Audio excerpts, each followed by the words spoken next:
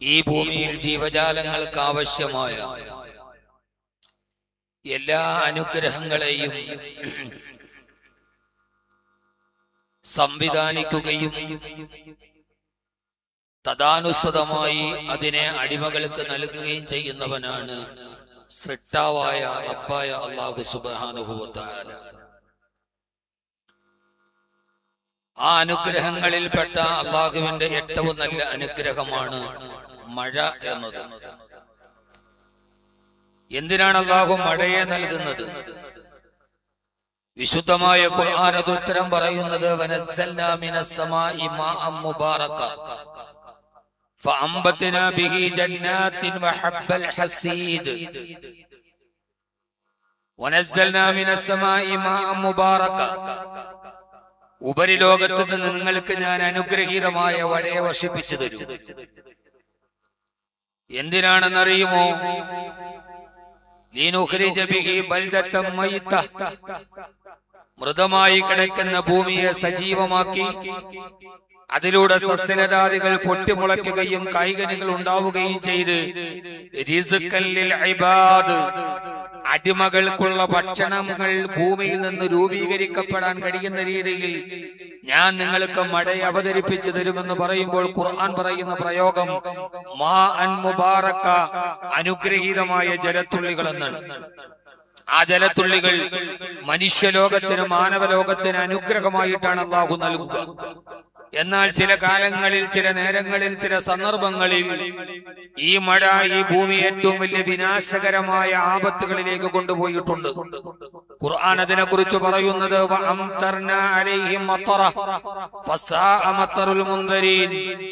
ഞാൻ ആകാശത്ത് നിന്ന് പേമാരി വർഷിപ്പിക്കുകയും ആ പേമാരി ഈ ഭൂമിയിൽ കൃതാനർത്ഥങ്ങൾ കൊണ്ട് പടച്ചവനെ മറന്നുപോയൊരു ജനതയ്ക്ക് ഏറ്റവും വലിയ ഗുണപാഠങ്ങളും മുന്നറിയിപ്പുകളും നൽകുകയും ചെയ്തു എന്ന് ഖുർആൻ അതിന്റെ രണ്ട് ഭാഗങ്ങളിൽ പരാമർശിക്കുന്നുണ്ട്. ഒരു ഭാഗത്ത് മനോഹരമായ മഴ, മറുഭാഗത്ത്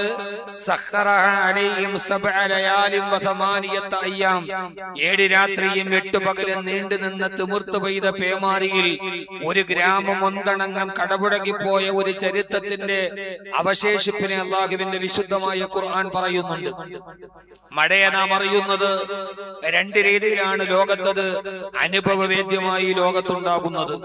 അല്ലാഹു സുബ്ഹാനഹു വ തആല അങ്ങനെ ചില സമയത്തുണ്ടാകുന്ന വിനാശകരമായ പേമാരി പലപ്പോഴും സമൂഹത്തിൽ ധാരാളം നഷ്ടങ്ങൾ ഉണ്ടാക്കും. ആ പേമാരിയിൽ നനച്ചിരിക്കാതെ പെയ്യുന്ന പേമാരി, ആ പേമാരി ഡാമുകൾ നിറഞ്ഞു കവിഞ്ഞൊഴുകുമ്പോ, ആ ഡാമുകൾക്കിടയിലൂടെ പമ്പാ നദി കരകവിഞ്ഞൊടുകുമ്പോൾ, ചാലിയാർ ഡാം തരകവിഞ്ഞൊടുകുമ്പോൾ, ഡാമുകൾ പാതിരാത്രിയിൽ തുറന്നുവിടേണ്ട സാഹചര്യം ഉണ്ടാകുമ്പോൾ, ഒരു ഡാമിന്റെ കഥ ഖുർആൻ പറയുന്നുണ്ട്. ലഖദ് കാന ലിസബഇൻ ഫീ മസ്കനിഹിം ആയ ജന്നതാനി അയ്യമീനിൻ വശിമാൽ. ഇറാഖിലെ സബ ഗ്രാമത്തിൽ കെട്ടിപ്പൊക്കപ്പെട്ട ഒരു അണക്കെട്ടിന്റെ ഇരു പ്രാന്ത പ്രദേശങ്ങളിലായി നിലനിന്ന ഒരു ജനതയെ ഫഅർസൽനാ അലൈഹിം സൈലൽ അരിമി വബദ്ദൽനാഹും ജന്നതൈഹിം ജന്നതൈനി ദവാതൈ ഉക്കലിൻ ഖംദിൻ വഅതിലിൻ വശൈഇൻ മിൻ സിദ്രിൻ ഖലീൽ. വിശാലമായി പറയേണ്ട ഒരു ഡാം തകർന്ന് ആ ഡാമിന്റെ താഴ്ഭാഗത്തുള്ള ഒരു ജനത തകർന്ന് തരിപ്പണമായി പോയ കഥ ഖുർആൻ പറയുന്നുണ്ട് സൂറത്ത് സബയിൽ. ആ ഡാം തകർന്നപ്പോൾ ചുറ്റുഭാഗത്തുള്ള ഒരു സമൂഹം മുഴുവനും അവരുടെ കർഷകരുടെ ജന്നത്താനി അയ്യമീനും വശിമാൽ, ഇടതുഭാഗത്തും വലതുഭാഗത്തുമുള്ള കൃഷികൾ തകർന്നുപോയി. ആ തകർച്ചയിൽ ഒരു ജലപ്രളയം ഉണ്ടാകുമ്പോൾ നഷ്ടമുണ്ടാകുന്നത് സ്വാഭാവികമാണ്. ചിലപ്പോൾ ആ നഷ്ടം നമ്മുടെ ഈ പുതിയ സമയത്ത് ആ നഷ്ടം ചിലപ്പോൾ നേരത്തെ കാത്തുവച്ചിരുന്ന കാർഷിക വിളകളാകാം. ഓണത്തിന് വേണ്ടി നാം സമാഹരിച്ച് ഗോഡൌണിൽ വെച്ച നമ്മുടെ ഏറ്റവും വലിയ സമ്പത്തുകളും പ്രതീക്ഷകളുമാവാം. അതെല്ലാം തകർന്നു പോകുന്ന കഥകൾ ഖുർആൻ പറയുന്നുണ്ട്. ചിലപ്പോൾ നഷ്ടപ്പെട്ടു പോകുന്നത്, ആ പ്രളയത്തിൽ നഷ്ടപ്പെട്ടു പോകുന്നത് മക്കളെയാവാം. ഭാര്യയെ നഷ്ടപ്പെടാം, അച്ഛനെ നഷ്ടപ്പെടാം, അമ്മയെ നഷ്ടപ്പെടാം, കൂടപ്പുറപ്പുകളെ നഷ്ടപ്പെടാം. ആരെയും നഷ്ടപ്പെട്ടു പോകുന്ന ഒരു ജലപ്രളയത്തിന്റെ ഭീകരമായ കഥ ഒഴുകി വരുന്ന ചാലിയാറിന്റെ ഓളങ്ങളോ ഭാരതപ്പുഴയിലോ പമ്പാ നദികളിലോ നഷ്ടപ്പെട്ടു പോകുന്ന മക്കളുടെ മൃതദേഹങ്ങൾ കൈപിടിച്ച് വിലപിക്കുന്ന പ്രളയ പ്രളയത്തിന്റെ ദാരുണമായ ചിത്രങ്ങൾ 2018 നമ്മൾ കണ്ടതാണ്. 2026 തനിയാവർത്തനം നടന്നു പോവുകയാണ്. ഇരാറ്റുപേട്ടയിൽ 100 കോടിയോളം വരുന്ന രൂപയുടെ നാശനഷ്ടമാണ് ഉണ്ടായത് പാവപ്പെട്ടവർക്ക്. അള്ളാഹുവിന്റെ ക്ഷമ നൽകി അനുഗ്രഹിക്കുമാറാകട്ടെ. ഞാനതിന്റെ വ്യാപ്തിയെ കുറിച്ച് പറയുന്നതല്ല. ആ സമയത്ത് അവര് പറയുന്നത് രാത്രിയിൽ ഈ സാധനങ്ങൾ എടുത്തു മാറ്റാനുള്ള ഒരു സമയം പോലും കിട്ടിയില്ല. രാത്രിയിൽ സ്പിൽവേകൾ തുറക്കുന്നു, ഡാമുകൾ തുറക്കുന്നു, വെള്ളം ഇരമ്പിയെത്തുന്നു, ഒരു സമ്പത്തുകൾ മുഴുവൻ നഷ്ടപ്പെട്ടു പോകുന്നു. ഒരു ജലപ്രളയം ഉണ്ടാകുമ്പോൾ നഷ്ടമുണ്ടാകുന്നത് എങ്ങനെ? ചിലപ്പോൾ മക്കളെ നഷ്ടപ്പെടാം. എത്ര മനോഹരമായിട്ടാണ് ഖുർആൻ പറയുന്നത്. പെട്ടെന്നൊരു രാത്രിയിൽ ഹത്താ ഇദാ ജാഅ അംറുനാ വഫാറത്തൻ നൂർ, ഹത്താ ഇദാ ജാഅ അംറുനാ വഫാറത്തൻ നൂർ, പൊടുന്നനെ എന്റെ കൽപ്പന വന്നപ്പോൾ വഫാറത്തൻ നൂർ, റൊട്ടിക്കാരന്റെ അടുപ്പിന്റെ ഉള്ളിൽ നിന്ന് ജലപ്രളയം ഉണ്ടായി. ജലപ്രളയം ഉണ്ടായത് ഡാം തുറന്നിട്ടല്ല, ഒരു പരസ്പര വിരുദ്ധമായതിൽ നിന്നാണ്. റൊട്ടിക്കച്ചവടക്കാരന്റെ വഫാറത്തന്നൂർ, അതിൽ നിന്നാണ് പിന്നെ തന്തൂരി ഉണ്ടായത്. അയാളുടെ റൊട്ടിക്കച്ചവടക്കാരന്റെ തന്തൂരി അടുപ്പിന്റെ തീയുടെ പുകയുടെ ഇടയിൽ നിന്ന് ജലപ്രളയത്തിന്റെ സരിത്തുകൾ പൊട്ടി നിർഗളിച്ചു. അതാ ഗ്രാമം മുഴുവനും തിമിർത്ത് പാഞ്ഞു പോകുമ്പോൾ മഹാനായ നൂഹ് നബി അലൈഹി സ്വലാത്തു വസ്സലാം, നമുക്ക് ചരിത്രം അറിയാം, ഒരു ചെറിയ തോണി ഉണ്ടാക്കി. ആ തോണിയിൽ കുറച്ച് അങ്കുലി പരിമിതമായ വിശ്വാസികൾ ആ തോണിയിൽ കയറി. ആ തോണിയിൽ കയറുമ്പോഴാണ് ആർത്തലച്ചു വരുന്ന ജലപ്രളയത്തിന്റെ തിരമാലകളുടെ അകലയിൽ മുങ്ങിച്ചാടുന്ന ഹതഭാഗ്യരെ കാണുമ്പോൾ അക്കൂട്ടത്തിൽ തന്റെ മകനെ മഹാനായ നൂഹ് നബി അലൈഹി സ്വലാത്തു വസ്സലാം കാണുന്നത്. വനാദാ നൂഹ് ഇബ്നഹു വകാന ഫീ മഅ്സിലിൻ യാ ബുനയ്യ അർകബ് മഅനാ. മഹാനായ നൂഹ് നബി അലൈഹി സ്വലാത്തു വസ്സലാം എന്തിനാണ് ഖുർആൻ ചരിത്രങ്ങൾ പറയുന്നത്? രോമാഞ്ചം കൊള്ളാനല്ല, പ്രാചീനതയെ പറഞ്ഞിട്ട് പുതിയ കാലത്ത് ഞങ്ങൾ വലിയ ആളുകളാണെന്ന് പറയാനല്ല. മൂസാ നബിയുടെയും ഫറോവയുടെയും കാറൂരിന്റെയും ഹാമാനിന്റെയും ഷദ്ദാദിന്റെയും ആദിന്റെയും സമൂദിന്റെയും എന്നു വേണ്ട ഗതകാല സമൂഹത്തിന്റെ കഥകളൊക്കെ ഖുർആൻ പറഞ്ഞത് മായാവി കഥകൾ പറയുന്നത് പോലെയല്ല. ലഖദ് കാന ഫീ ഖസസിഹിം ഇബ്റത്തുൽ ലിഉലിൽ അൽബാബ്. ചിന്തിക്കുന്ന ആളുകൾക്ക് ഓരോ ചരിത്രത്തിലും ഗുണപാഠമുണ്ട്, ഓരോ കാലത്തിലുമുണ്ട്, ഓരോ സാഹചര്യത്തിലുമുണ്ട്. ചിന്തിക്കാൻ നിങ്ങൾക്ക് കഴിയാത്തതെന്താ? അലറിയടിക്കുന്ന തിരമാലകളുടെ ആന്തോളനങ്ങൾക്കപ്പുറം ചത്തുപൊങ്ങുന്ന ഹതഭാഗ്യരെ കാണുമ്പോൾ അക്കൂട്ടത്തിൽ തോണിയിൽ പോകുന്ന നൂഹ് നബി ഒരു പരിചിതമായ മുഖം കാണുന്നുണ്ട്. അത് മറ്റാരുമല്ല, തന്റെ മകനാണ്. വനാദാ നൂഹ് ഇബ്നഹു. ആദർശപരമായ വ്യതിയാനത്തിന്റെ ചരിത്രം അതിന്റെ ഒരു ഭാഗം മാറ്റിവെച്ചിട്ട് നമ്മൾ ഒന്നുകൂടി ചർച്ച ചെയ്താൽ മുങ്ങിച്ചാകാൻ പോകുന്ന മകനെ ഒരു പിതാവിന്റെ വാത്സല്യത്തോടെ വിളിക്കുന്നുണ്ട്. യാ ബുനയ്യ അർകബ് മഅനാ, മോനെ വാപ്പയുടെ തോണിയിലേക്ക് നീ കയറൂ. വിശുദ്ധമായ ഖുർആൻ പറയുന്നത്, വാപ്പ ഞാൻ നിങ്ങളുടെ തോണിയിൽ കയറില്ല, ഞാൻ എങ്ങനെയെങ്കിലും മറുഭാഗത്തു കൂടി രക്ഷപ്പെട്ടുകൊള്ളാമെന്ന് മകൻ പറയുമ്പോൾ ഒരു പ്രളയത്തിന്റെ തീവ്രമായ ഒരു പിക്ചറൈസേഷൻ, ഒരു പശ്ചാത്തലം ഖുർആൻ പറയുന്നുണ്ട്.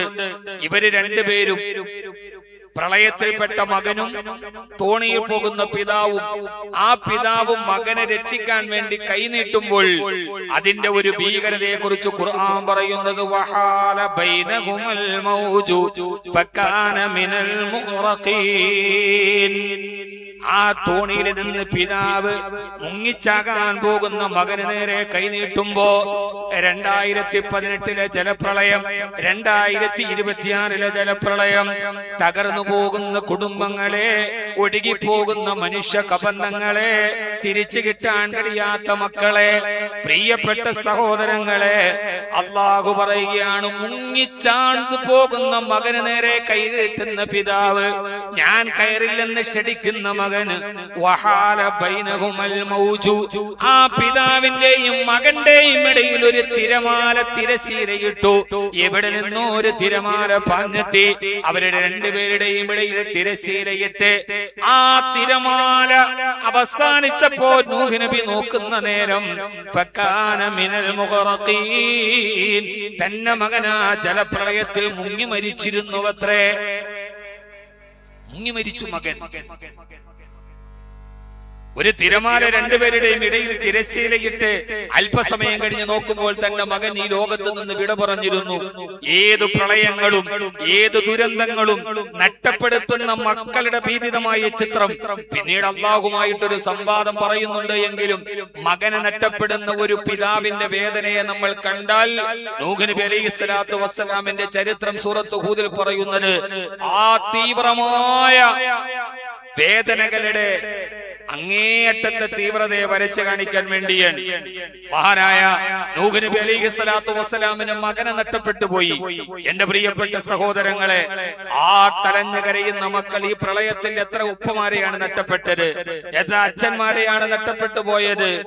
അങ്ങകലെ 61 വയസ്സുള്ള ബെന്നി എന്ന ഒരു വയോധികനെ രക്ഷിക്കാൻ തന്റെ ലൈഫ് ജാക്കറ്റും മറ്റു സുരക്ഷാ ഉപകരണങ്ങളും വലിച്ചെറിഞ്ഞു കൊടുത്ത് സ്വയം ജീവൻ അർപ്പിച്ചു പോയ ആ പാവപ്പെട്ട രാജേഷ് എന്ന ചെറുപ്പക്കാരൻ ഇവിടെ നിന്ന് വെളിപ്പാടകരെയാണ് അദ്ദേഹത്തിന്റെ ജന്മദേശം. സഹോദരങ്ങളെ, മരണത്തിന്റെ അവസാനത്തെ നിമിഷം കണ്ട് നിലവിളിക്കുന്നവന്റെ മുമ്പിലേക്ക് സ്വയം രക്ഷപ്പെടാനുള്ള ഉപകരണങ്ങൾ വലിച്ചെറിഞ്ഞു കൊടുത്ത് ആ മരണത്തിലേക്ക് നടന്നുപോയൊരു ചെറുപ്പക്കാരൻ നിസ്സഹായനായ ആളുകളുടെ നിലവിളികളുടെ മുമ്പിൽ എന്തു മതം, എന്തു പ്രായം, എന്ത് വ്യത്യാസം? നിസ്സഹായതയുടെ നിലവിളിയുടെ മുമ്പിൽ ആരാണ് മതവും ജാതിയും നോക്കുന്നത്? അങ്ങനെ ആരെങ്കിലും പ്രായത്തിന്റെ വ്യത്യാസം നോക്കുന്നത്? അയാൾ എന്നേക്കാൾ കാലം ഈ ഭൂമിയിൽ ജീവിച്ചവനാണ്, അതുകൊണ്ട് 61 വയസ്സുകാരൻ പോവട്ടെ, 41 വയസ്സുകാരൻ ജീവിക്കട്ടെ എന്ന ഈ ഒരു വേർതിരിവ് ആർക്കാണ് ഉണ്ടാകുന്നത്? അല്ലെങ്കിൽ ദുരന്തത്തിന്റെ മുഖത്ത് ആരാണ് മതത്തെ നോക്കുന്നത്? വെട്ടിയെരിയപ്പെട്ട, കുടിയൊഴിപ്പിക്കപ്പെട്ട, ജാതിയുടെ പേരിൽ കിടപ്പാടങ്ങൾ നഷ്ടപ്പെട്ടു പോയ ഒരു സമൂഹത്തെ മുഴുവനും ഈ അടുത്ത കാലത്ത് അഭയാർത്ഥി ക്യാമ്പുകളുടെ നിലവിളികൾ ഏറ്റവും കൂടുതൽ ഉണ്ടായത് ആസാമിൽ നിന്നാണ്. ജാതിയുടെ പേരിൽ, മതത്തിന്റെ പേരിൽ, വർഗത്തിന്റെ പേരിൽ, ഭാഷയുടെ പേരിൽ, ദേശത്തിന്റെ പേരിൽ നൂറുകണക്കിന് ആളുകളെ കുടിയൊഴിപ്പിക്കുവാനും അവരെ വെട്ടിക്കളയുവാനും വോട്ടലിട്ടുന്ന് വെട്ടിക്കളയാനും അതിർത്തികൾക്കപ്പുറത്തിന്റെ വേലിക്കെട്ടുകളിലേക്ക് വലിച്ചെറിയാനും ആളുകൾ ഉണ്ടായിരുന്നു. പക്ഷേ ആസാമിന്റെ തെരുവോരങ്ങളെ, ആസാമിന്റെ വീടുകളെ ജലപ്രളയമെന്ന് നക്കി തുടച്ചു പോയപ്പോൾ വീട് നഷ്ടപ്പെട്ടവരുടെ മുമ്പിൽ 10,000 വീട് ഞാൻ വെച്ചു കൊടുക്കാമെന്ന് പറഞ്ഞ മനുഷ്യന്റെ പേര് ബദറുദ്ദീൻ അജ്മൽ എന്നാണ്. 100 കോടി രൂപ അവരുടെ ജാതി നോക്കിയിട്ടല്ല, വർണ്ണം നോക്കിയിട്ടല്ല, അവരാരെന്ന് നോക്കിയിട്ടല്ല, ആസാമിനെ നക്കി തുടച്ച ജലപ്രളയത്തിന് അവസാന കിടപ്പാടം നഷ്ടപ്പെട്ടവർക്ക്, തണല് നഷ്ടപ്പെട്ടവർക്ക്, ജീവിതം നഷ്ടപ്പെട്ടവർക്ക് ഞാൻ ആയിരക്കണക്കിന് വീടുകൾ 100 കോടി രൂപയുടെ ധനസഹായം പ്രഖ്യാപിച്ച മനുഷ്യന്റെ താടി നെഞ്ചുവരെയുണ്ട്. അയാളുടെ നെറ്റിയിൽ നിസ്കാരത്തഴമുണ്ട്, അയാളുടെ തലയിൽ തൊപ്പിയുണ്ട്. അദ്ദേഹത്തിന്റെ പേര് ബദറുദ്ദീൻ അജ്മൽ എന്നാണ്. 5 പതിറ്റാണ്ടുകൾക്ക് മുമ്പ് ആസാമിലെ ഏറ്റവും സുഗന്ധമുള്ള ഊദിനെ ലോകത്തിന്റെ മുഴുവൻ ആളുകളുടെയും നാസാരത്നങ്ങൾക്ക് എത്തിച്ചു കൊടുത്ത അജ്മൽ എന്ന പെർഫ്യൂം ബ്രാൻഡിന്റെ മുതലാളി ജനാബ് ബദറുദ്ദീൻ അജ്മൽ. ആസാമിലെ അഗർവുഡ് തടികളുടെ സുഗന്ധം ലോകത്തിന്റെ മുഴുവൻ ആളുകളുടെയും നാസാരന്ധ്രങ്ങളിൽ നറുമണമായി കൊടുത്ത മനുഷ്യനാണ് 100 കോടി വാഗ്ദാനം ചെയ്തത്. ഈ ജീവിതത്തിൽ നഷ്ടപ്പെട്ടു പോകുന്ന സമയത്ത് മകനെ നഷ്ടപ്പെട്ടു പോയ പിതാവിനെ കാണാം, ഒരു പ്രളയത്തിൽ എല്ലാം നഷ്ടപ്പെട്ടു പോയവരെ കാണാം. ആ നഷ്ടപ്പെടുമ്പോഴും ഒരു വിശ്വാസിയുടെ സമീപനം എന്താവണം? അത് പറയാനാണ് ഞാൻ നിങ്ങളോട് പറഞ്ഞത്. പ്രളയം ഇങ്ങനെ നമ്മുടെ മുമ്പിൽ ഇങ്ങനെ ആഞ്ഞടിക്കുമ്പോ ഒരു സമൂഹത്തിന്റെ മുഴുവനും ജീവിതത്തിൽ കൂട്ടിവെച്ചതെല്ലാം നഷ്ടപ്പെട്ടു പോകുമ്പോ തകർന്നു പോകുന്ന വീടുകളുടെ മുമ്പിൽ ഈ ഒരു ഓണത്തിന് കച്ചവടം ചെയ്ത് ലാഭമുണ്ടാക്കാൻ വേണ്ടി പ്രതീക്ഷകളോടെ വെച്ച കച്ചവടക്കാരെ മലവെള്ളപ്പാച്ചിൽ വല്ലാതെ മാറത്തട്ടഹസിച്ച് നിലവിളിക്കേണ്ട ഒരു അവസ്ഥയിൽ വരുമ്പോൾ ഒരു ജലപ്രളയം മനുഷ്യന് സമ്മാനിക്കുന്നത് നഷ്ടങ്ങളാണ്, ദുരിതങ്ങളാണ് എന്ന് വിശുദ്ധമായ ഖുർആൻ നമ്മോട് പറയുന്നുണ്ട്. ഇവിടെ നാം പറയേണ്ടത് ലോകം നശിച്ചുപോയി, അവര് ചെയ്തതിന്റെ ഫലം നമ്മളും അനുഭവിക്കേണ്ടി വന്നു. ലഹറൽ ഫസാദു ഫിൽ ബർരി വൽ ബഹരി ബിമാ കസബത് ഐദിൻ നാസ്. അല്ല സഹോദരങ്ങൾ, ഇവിടെ അല്ലാഹു നമ്മളോട് പറയുന്നത് ജീവിതത്തിൽ പ്രളയം നഷ്ടപ്പെട്ടു പോയൊരു മകനെ നഷ്ടപ്പെട്ടു പോയൊരു പ്രവാചകനുണ്ട്. ആ മകനെ നഷ്ടപ്പെട്ടു പോകുന്ന സമയത്ത് ഒരു വിശ്വാസി എന്താണ് പറയേണ്ടത്? മഹാനായ യഅ്ഖൂബ് നബി അലൈഹിസ്സലാത്തു വസ്സലാം മഹാനായ യാക്കൂബ് നബി അലൈഹി സ്വലാത്തു വസ്സലാം താൻ ഏറ്റവും സ്നേഹിച്ച തന്റെ മക്കളെ നഷ്ടപ്പെട്ടു പോകുന്ന സമയം പ്രിയപ്പെട്ട മകൻ യൂസുഫിന് ആരോ കിണറ്റിലേക്ക് എറിഞ്ഞു. പൊന്നുമോൻ ബിന്യാമീനെ നഷ്ടപ്പെട്ടു പോയി. ആ സമയത്ത് മക്കളെ നഷ്ടപ്പെടുന്ന ഒരു പിതാവ്, അത് പ്രളയത്തിലാകട്ടെ, വാഹനാപകടത്തിലാകട്ടെ, ദുരന്തങ്ങളിലാവട്ടെ, എവിടെയുമാകട്ടെ, ഏറ്റവും വലിയ നഷ്ടം ജീവിതത്തിൽ സംഭവിക്കുമ്പോൾ ആ സമയത്തൊരു പിതാവ് എന്താണ് ചെയ്യേണ്ടത്? ഫസബറുൻ ജമീൽ അസല്ലാഹു അയ്യതിയനി ബിഹിം ജമീഅ. മഹാനായ യാക്കൂബ് നബി അലൈഹി സ്വലാത്തു വസ്സലാം രണ്ട് മക്കളെ നഷ്ടപ്പെട്ടു പോകുന്ന സമയത്ത് മഹാനവറുകൾ പറയുന്ന ഒരു മറുപടിയുണ്ട്. അസല്ലാഹു അയ്യതിയനി ബിഹിം ജമീഅ.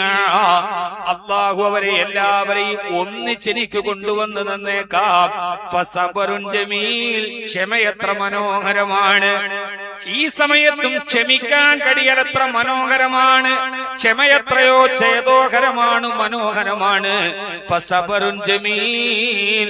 എനിക്കെന്നെ മക്കളെ നഷ്ടപ്പെടുമ്പോൾ ക്ഷമയാണ് എന്റെ സൗന്ദര്യം. ക്ഷമിക്കാൻ കഴിയുക എന്നതാണ് അല്ലാഹു സുബ്ഹാനഹു വ തആല ഒരു വിശ്വാസിയോട് പറയുന്നത്. എന്തുകൊണ്ട്? ആ ക്ഷമയുണ്ടാവണം. ജീവിതത്തിൽ അല്ലാഹു നിങ്ങളെ പരീക്ഷിക്കുമെന്നത് കൃത്യമാണ്. വലനബലുവന്നകും ബിശൈഇൻ മിനൽ ഖൗഫി വൽ ജൂഇ വനഖ്സിൻ മിനൽ അംവാലി വൽ അൻഫുസി വസ്സമറാത്ത് വബശ്ശിരിസ് സ്വാബിരീൻ. 5 രീതിയിൽ അല്ലാഹു നിങ്ങളെ പരീക്ഷിക്കുമെന്നാണ്. വലനബലുവന്നകും, തീർച്ചയായും നിങ്ങളെ ഞാൻ പരീക്ഷിക്കും. നിങ്ങളുടെ ജീവിതത്തിൽ ഭയം തന്നു ഞാൻ നിങ്ങളെ പരീക്ഷിക്കും. വിശദീകരിക്കാനുള്ള സമയമില്ല. വൽജൂഇ, പട്ടിണി കൊണ്ട് നിങ്ങളെ അല്ലാഹു പരീക്ഷിക്കും. സഹോദരങ്ങളെ, നമുക്ക് പട്ടിണി കൊണ്ട് പരീക്ഷിക്കുമ്പോൾ സഹാബത്തിന്റെ കഥ നമ്മൾ പറയും. പക്ഷേ ഇപ്പോൾ പട്ടിണികൾ കൊണ്ട് പരീക്ഷിക്കപ്പെടുന്ന സമൂഹം കുട്ടനാട്ടിലും ഈരാറ്റുപേട്ടയിലും മറുഭാഗങ്ങളിലും ഒക്കെയുണ്ട്. ഒരു നേരത്തെ ഭക്ഷണത്തിന് മറ്റുള്ളവരെ ആശ്രയിക്കേണ്ടി വരുന്നവർ. കൊറോണയുടെ കാലത്ത് നമ്മൾ അറിഞ്ഞവരാണ് പട്ടിണിയുടെ പരീക്ഷണം. അല്ലാഹു പറയുകയാണ്, നിങ്ങളെ പട്ടിണി കൊണ്ട് പരീക്ഷിക്കും. വല്ലംഫുസി, നിങ്ങളുടെ സ്വന്തം ശരീരത്തിൽ നിന്ന് അല്ലാഹുവിന്റെ പരീക്ഷണം ഉണ്ടാകും. അതിന് 3 വ്യാഖ്യാനമാണ് മുഫസ്സിരിങ്ങൾ പറയുന്നത്. സ്വന്തം ശരീരം കൊണ്ട് അല്ലാഹു പരീക്ഷിക്കുമെന്ന് പറഞ്ഞാൽ, ഒന്നാമത്തേത് രോഗം കൊണ്ട് അല്ലാഹു പരീക്ഷിക്കും. മാരകമായ രോഗം കൊണ്ട് പടച്ചവൻ പരീക്ഷിക്കും. ക്യാൻസർ പോലെ, ബ്രെയിൻ ട്യൂമർ പോലെ, എയ്ഡ്സും എബോളയും കടന്നു പിടിക്കുന്ന ദക്ഷിണാഫ്രിക്കൻ രാജ്യങ്ങൾ, മരുന്ന് പോലും ഇല്ലാത്ത രോഗങ്ങൾ കൊണ്ട് പടച്ചവൻ നിങ്ങളെ പരീക്ഷിക്കും. തീർച്ച അല്ലാഹു പറയുന്ന തുബുല ഉന്ന, അനിമീങ്ങളോട് ചോദിച്ചാൽ അറിയാം, തക്കീരത്തിന്റെ നൂനാണ്. തീർച്ച നിങ്ങളെ ഞാൻ പരീക്ഷിച്ചിരിക്കും. രണ്ടാമതിന് പറയുന്ന മറുപടി ഐബി ഔലാദിക്കും, മക്കളെ കൊണ്ട് പരീക്ഷിക്കുമെന്ന്. അംഫുസിക്കുമെന്നതിന്റെ രണ്ടാമത്തെ വ്യാഖ്യാനം, ചിലപ്പോൾ അല്ലാഹു നമ്മളെ പരീക്ഷിക്കുന്നത് സ്വന്തം മക്കളെ കൊണ്ടാവും.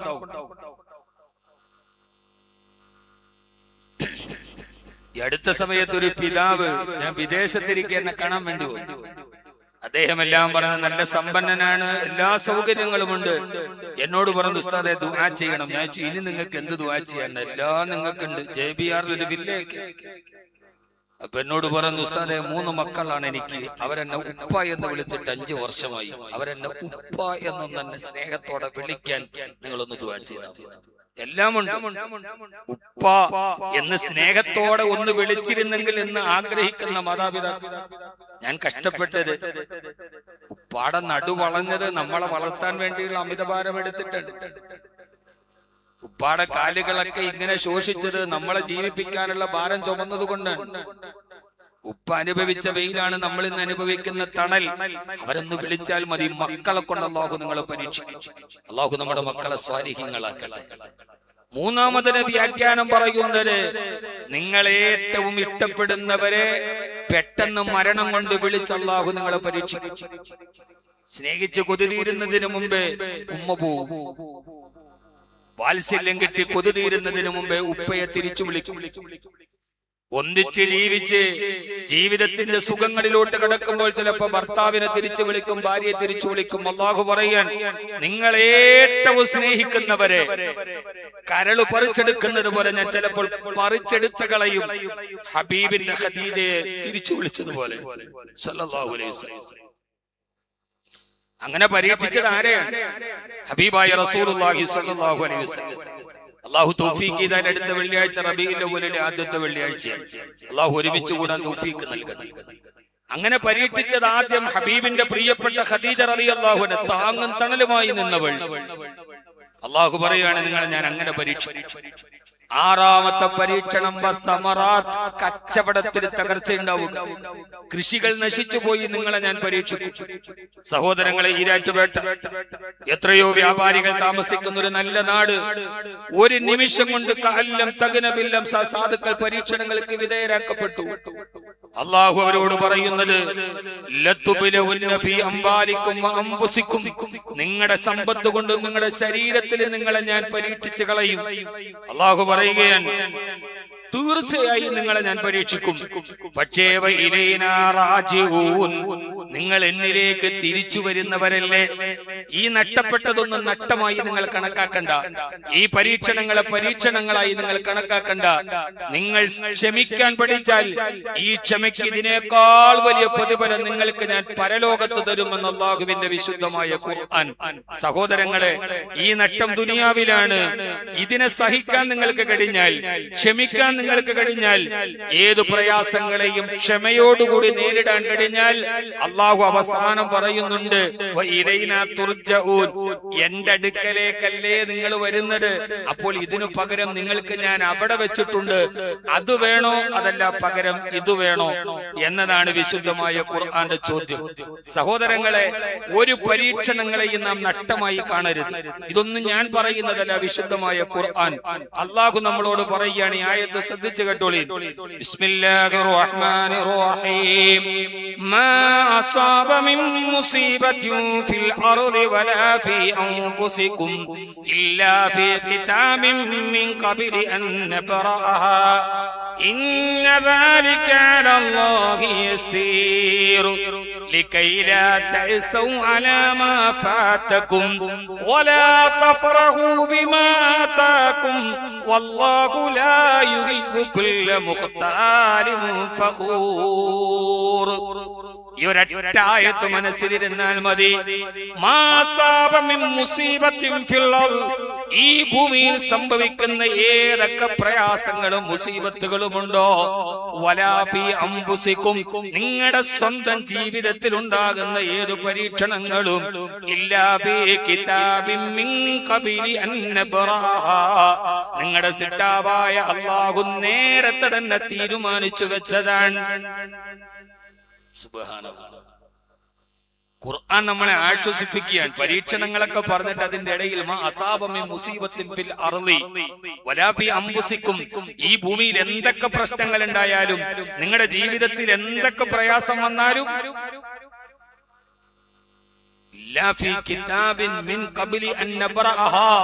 നിങ്ങളുടെ സിട്ടാവായ റബ്ബിനെ തീരുമാനിച്ചതാണ്. മനസ്സിലൊരു തീരുമാനമുണ്ടാകണം. പടച്ചവനെ, എന്റെ റബ്ബ് നിശ്ചയിച്ചതല്ലാതെ എന്റെ ജീവിതത്തിൽ ഒന്നും സംഭവിക്കില്ല. നടന്നു പോകുന്ന വഴിയിൽ കാലിലൊരു മുള്ളു കൊള്ളുമ്പോ എന്ന അസഹനീയതയോടെ വിളിച്ചിട്ട്, പടച്ചോനെ ഇത് നീ നിശ്ചയിച്ചതാണ് എന്ന ഒരു സബറിലല്ലാതെ ലോകത്തൊരു മനുഷ്യന് ജീവിതത്തിൽ മുമ്പോട്ട് പോകാൻ കഴിയില്ല. അല്ലെങ്കിൽ 20 വയസ്സുകാരി ഭർത്തൃഗൃഹത്തിൽ ആത്മഹത്യ ചെയ്യും, 25 വയസ്സുകാരൻ ട്രെയിനിന്റെ മുമ്പിൽ ആത്മഹത്യ ചെയ്യും. എന്തുകൊണ്ട്? ഇവിടുത്തെ പ്രയാസങ്ങൾക്ക് പകരം പരലോകത്തിന്റെ റബ്ബിന്റെ പ്രതിഫലത്തെ കുറിച്ച് എനിക്ക് വിശ്വാസമില്ലെങ്കിൽ ഈ ഭൂമിയിൽ തന്നെ സങ്കടങ്ങളെ ഞാൻ തീർക്കാൻ ശ്രമിക്കും. അല്ലാഹു പറയുകയാണ്, എന്തിനാണ് നിങ്ങൾക്ക് പ്രയാസങ്ങളും പരീക്ഷണങ്ങളും? നഷ്ടപ്പെട്ടതിനെ കുറിച്ചോർത്ത് അമിതമായി ദുഃഖിക്കാതിരിക്കാൻ. ഞാൻ കഴിഞ്ഞ വെള്ളിയാഴ്ചയും അതിനെ കുറിച്ച് പറഞ്ഞു. നഷ്ടപ്പെട്ടതിനെ ഓർത്ത് അമിതമായി ദുഃഖിക്കരുത്. കിട്ടിയതിൽ അമിതമായി സന്തോഷിക്കുകയും ചെയ്യരുത്. എത്ര മനോഹരമായിട്ടാണ് ഖുർആൻ നമ്മുടെ ഹൃദയത്തോട് സംവദിക്കുന്നത്. നഷ്ടപ്പെട്ടതിൽ അമിതമായ സങ്കടം വേണ്ട അടിമകളെ. വലാ തഫ്റഹു ബിമാ ആതാക്കും, കിട്ടിയതിൽ അമിതമായ സന്തോഷവും വേണ്ട. കാരണം കണ്ടെന്നിരിക്കും ജനത്തിന്. കണ്ടില്ലെന്ന് നടിക്കാനും പടച്ചവന് കഴിയും. മാളിക മുകളിൽ നിന്നവൻ താഴെ ചിലപ്പോൾ മാറാപ്പ് കെട്ടി താഴെ ഇറങ്ങേണ്ടി വരും. മാലിക്കൽ മുൽക്കി തുഖ്തുൽ മുൽക മൻ തശാ വതൻസിഉൽ മുൽക മിമ്മൻ തശാ. എല്ലാം പടച്ചവന്റെ കയ്യിലാണെന്ന് ഓർമ്മ വേണം.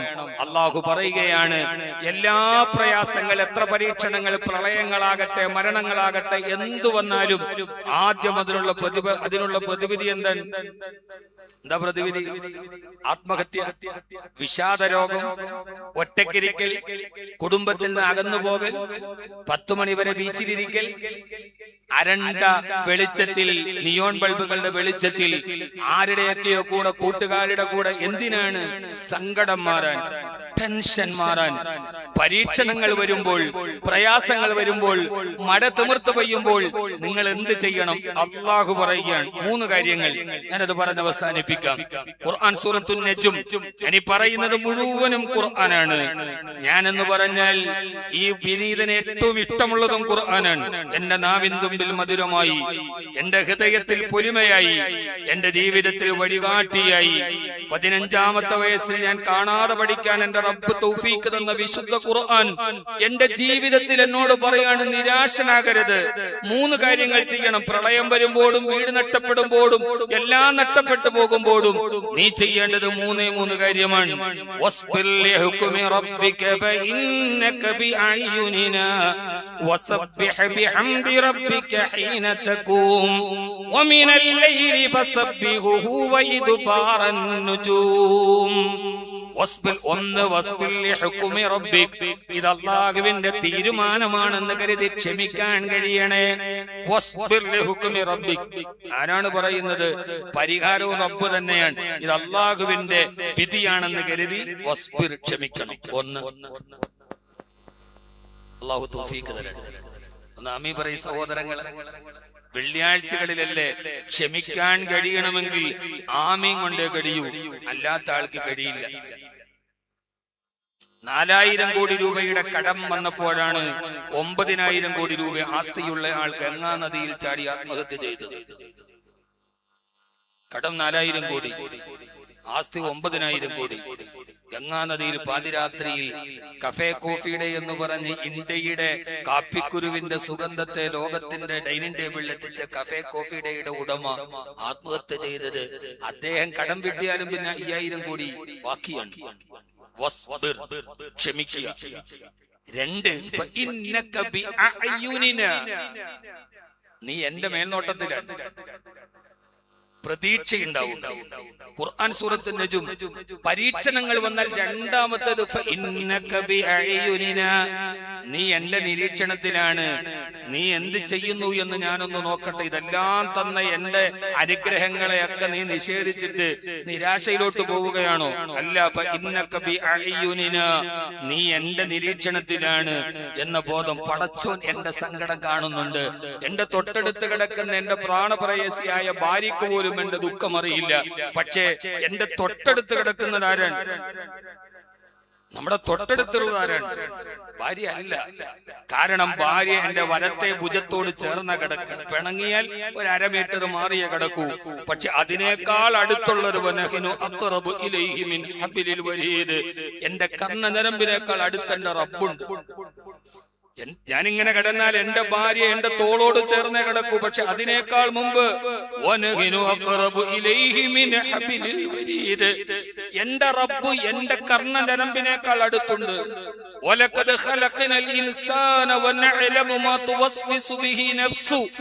എന്റെ ഹൃദയത്തിന്റെ ഒരു നിഗമനത്തെ പോലും അറിയുന്നവനാണ് അല്ലാഹ്. വസ്വാസ് എന്ന് പറഞ്ഞാൽ ഞാൻ തൊട്ടടുത്തുള്ള ഒരാളോട് പറഞ്ഞിട്ട് പോലുമില്ല, മനസ്സിലൊന്ന് ചിന്തിച്ചതേ ഉള്ളൂ. അതുപോലും അറിയുന്ന എന്റെ റബ്ബ് എന്റെ ഭാര്യയേക്കാൾ അടുത്തുണ്ട്, അവൻ എന്നെ കാണുന്നുണ്ട് എന്ന പ്രതീക്ഷയുണ്ടാവുക.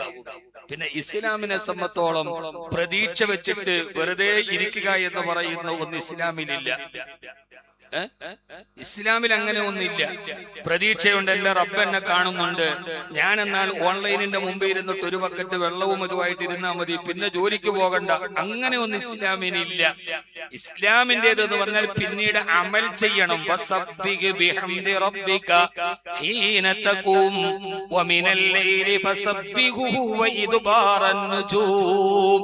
രാവിലെയും വൈകുന്നേരം തസ്ബീഹ് ചെയ്യണം. രാത്രിയിൽ എഴുന്നേറ്റ് തഹജ്ജുദ് നിസ്കരിച്ചിട്ട് ദുആ ചെയ്യണം.